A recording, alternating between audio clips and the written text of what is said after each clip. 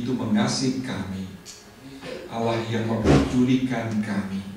Terima kasih Tuhan, kami boleh mengenal Engkau dan menjadi anak-anak-Mu. Tuhan, setelah kami menaikkan puji-pujian, membawa persembahan dan perpuluhan, sekarang ini kami mohon Engkau memberkati kami dengan firman-Mu.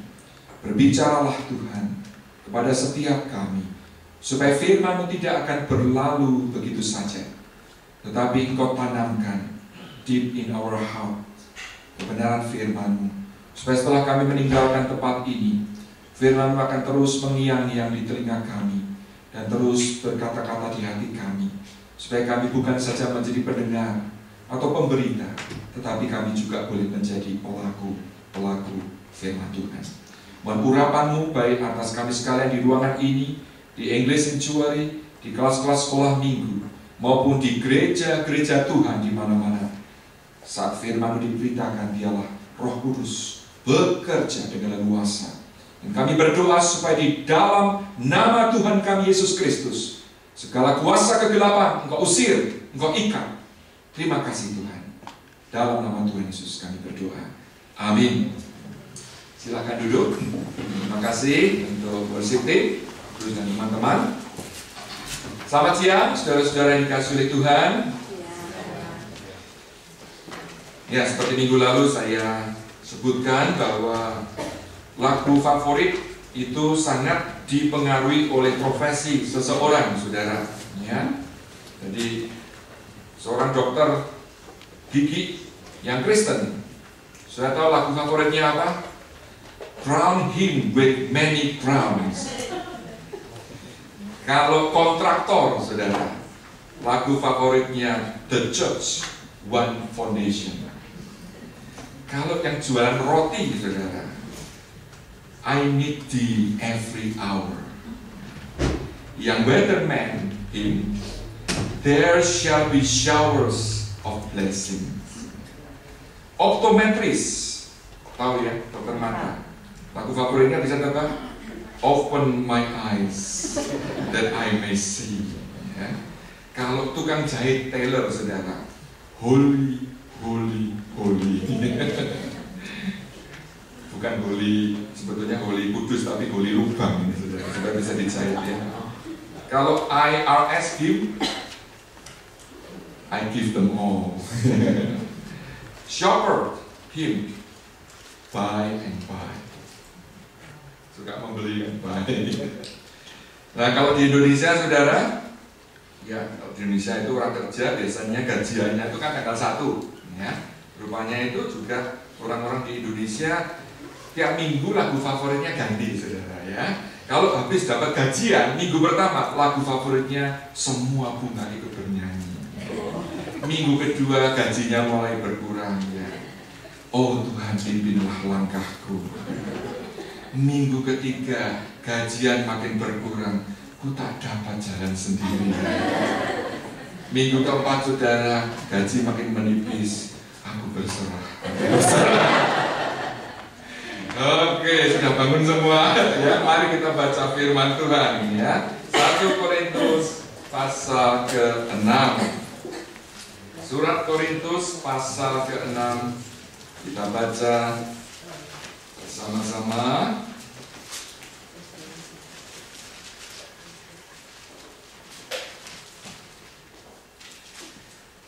Ayat 18 sampai 20 saja. 1 Korintus pasal 6 ayat 18 sampai 20. Mari kita baca bersama-sama.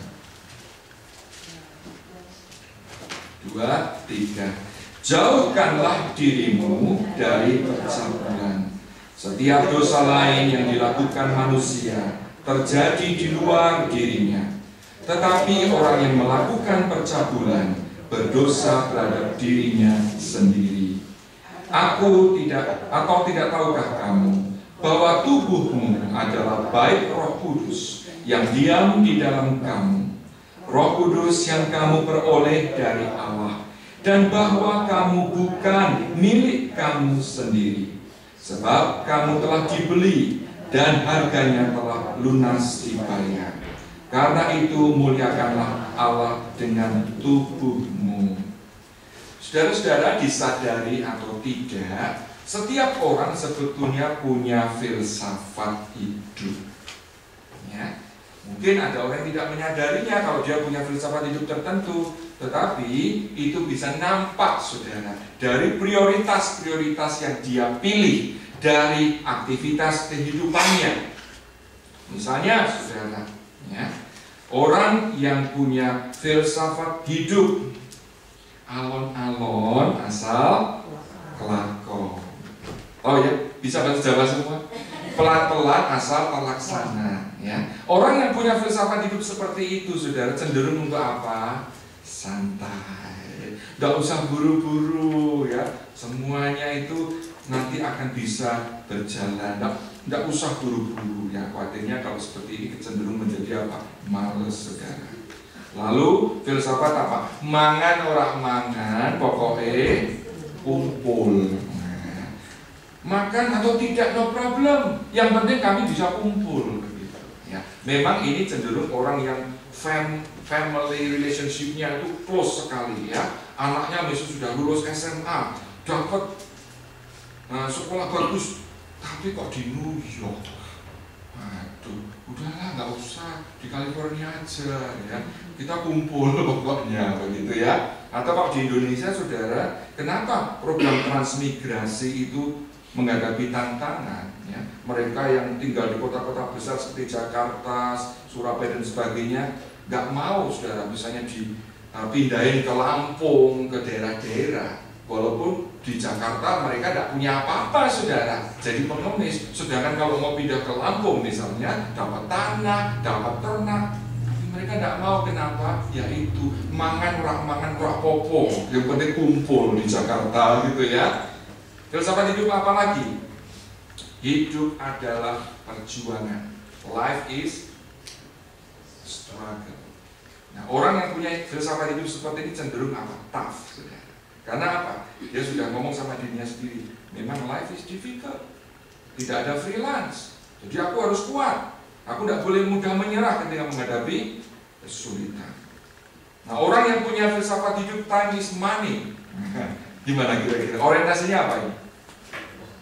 Ya, duit, pokoknya ya. Wah, tidak perlu yang lain dikorbankan. Karena apa? Hidupnya hanya untuk uang. Tapi kalau orang punya filsafat hidup, bahwa hidup itu merupakan satu pengabdian, ya, hidup untuk menjadi berkat, seperti Mother Teresa misalnya, dia akan rela, saudara, meninggalkan kesenangan dunia, kemewahan, untuk bisa menjadi berkat melayani orang lain. Nah, sekarang saya mau tanya pada saudara, apa filsafat hidup saudara? Siapa pernah terpikir? Kira-kira tuh filsafat hidupku apa sih? Saudara, ini penting karena apa? Apa yang menjadi filsafat hidup kita akan mempengaruhi, saudara, hidup kita. Prioritas-prioritas yang kita ambil itu sangat dipengaruhi oleh apa yang menjadi filsafat hidup kita. Nah, hari ini kita mau belajar dari firman Tuhan, khususnya kita sebagai anak-anak Tuhan. Tuhan mau kita punya filsafat hidup yang benar, saudara. Surat yang ditulis oleh Rasul Paulus kepada jemaat di Korintus yang sudah kita baca tadi, itu sebetulnya bisa menjadi filsafat hidup bagi kita. Yang pertama, saudara, Paulus mengingatkan apa? Di ayat ke-19b, kamu bukan milik kamu sendiri, sebab kamu telah dibeli dan harganya telah lunas dibayar. Saudara, kita harus menyadari sebagai anak-anak Tuhan bahwa hidup kita saat ini sebagai orang-orang yang sudah ditebus oleh darah Yesus itu bukan punya kita lagi, saudara. Dulu sebelum kita terima Tuhan Yesus, siapa yang menjadi pemilik hidup kita? Siapa? Sebetulnya juga bukan kita, saudara. Siapa? Iblis. Kita berada di bawah kekuasaan cengkeraman iblis. Tapi saat kita percaya kepada Yesus, kita mengaku dosa, kita menerima Tuhan Yesus sebagai Tuhan dan Juru Selamat kita, kita dibebaskan. Ya. Kenapa? Karena Yesus sudah mati di kayu salib, bangkit kembali. Nah, kita orang-orang yang mau beriman kepadanya dipindahkan dari hidup